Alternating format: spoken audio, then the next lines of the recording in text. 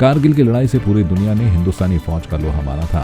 ये ऑपरेशन 8 मई से शुरू होकर 26 जुलाई को खत्म हुआ था, जिसमें देश के कई सैनिक शहीद हुए थे। वहीं हरिद्वार के डीपीएस दौलतपुर स्कूल के एनुअल फंक्शन में बतौर मुख्य अतिथि कैप्टन अखिलेश सक्सेना अपनी पत्नी शिखा सक्सेना के साथ हरिद्वार पहुंचे, जिनको भारत सरकार ने गैलेंट्री से सराहा था।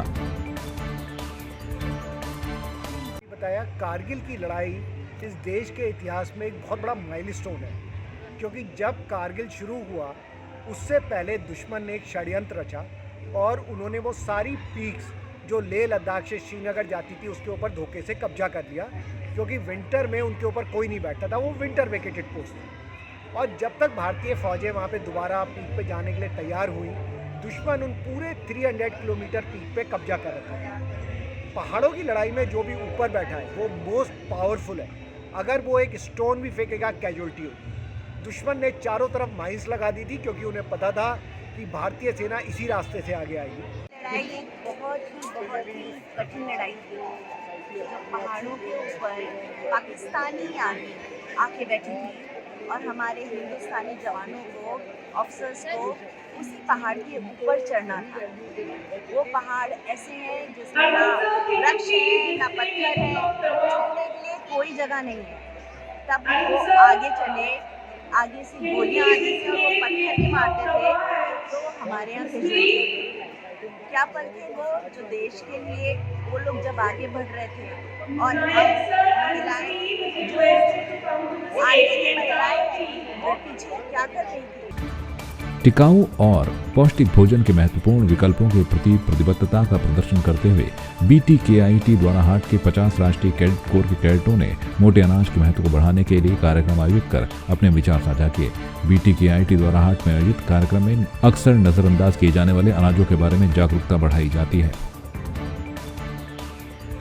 कैबिनेट मंत्री गणेश जोशी ने देहरादून स्थित स्पोर्ट्स कॉम्प्लेक्स में आयोजित 37वें क्यूरोगी एवं 11वीं पूमसाई राष्ट्रीय सब जूनियर एवं 6वीं राष्ट्रीय कैडेट क्यूरोगी की पूमसाई ताइक्वांडो चैंपियनशिप 2023 के कार्यक्रम में प्रतिभाग कर ताइक्वांडो चैंपियनशिप 2023 का शुभारंभ किया। इस दौरान मंत्री गणेश जोशी ने कहा कि करीब 27 देशों के बच्चों ने इस नेशनल चैंपियनशिप में प्रतिभाग किया है। देहरादून में 8 और 9 दिसंबर में होने वाली ग्लोबल इन्वेस्टर समिट के लिए धामी सरकार भव्य तैयारी में लगी हुई है। सरकार ने इसके जरिए 2.5 लाख करोड़ से अधिक के निवेश का लक्ष्य रखा है। वहीं विपक्ष ने सरकार के इस कार्यक्रम पर सवाल खड़े किए हैं। कांग्रेस मुख्यालय देहरादून में पूर्व कांग्रेस प्रदेश अध्यक्ष गणेश गोदियाल ने कहा कि सरकार सिर्फ इवेंट मैनेजमेंट में लगी हुई है।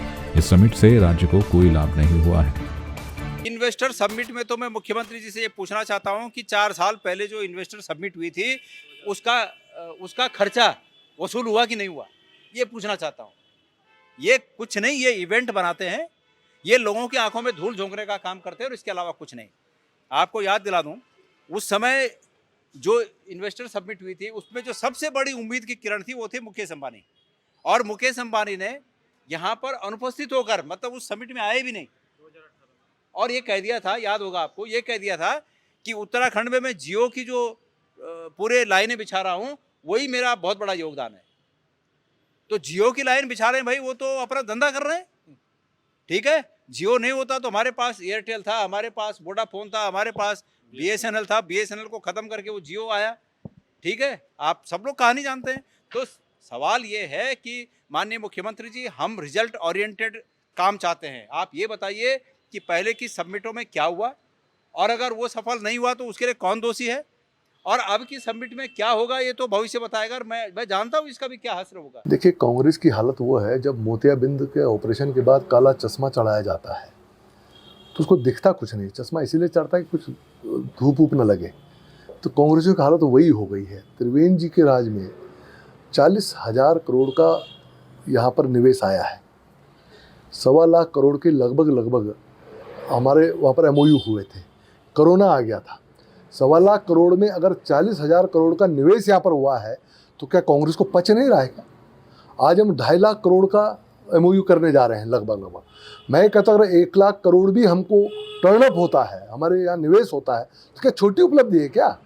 वो बताए ना उनकी सरकारों में क्या हुआ है। मैं बताना चाहता हूँ, जो 2003 में जब नरेंद्र तिवारी जी की सरकार बनी थी, आपको ध्यान में होगा, तो उस समय अटल जी की सेंटर में सरकार थी। हमारे उत्तराखंड को पैकेज मिला था, इंडस्ट्रियल पैकेज मिला था। उसके कारण ये इंडस्ट्रियलाइजेशन हुआ, जो सिडकुल बने हैं उसी समय बने। लोग तिवारी जी को कहते हैं, मैं तो कहता हूँ कि ये अटल जी की देन थी जो यहाँ सिडकुल बने थे, क्योंकि पैसा केंद्र से आया था। देहरादून कंट्रोल रूम के माध्यम से थाना सहसपुर को सूचना प्राप्त हुई कि चौकी धर्मावाला थाना सहसपुर क्षेत्र में एक 12 टायर डंपर अज्ञात चोरों ने चोरी कर लिया है, जिस पर पुलिस ने तत्काल कार्रवाई की और फिर चोरों को चोरी किए गए डंपर के साथ मुरथल टोल प्लाजा से गिरफ्तार किया गया।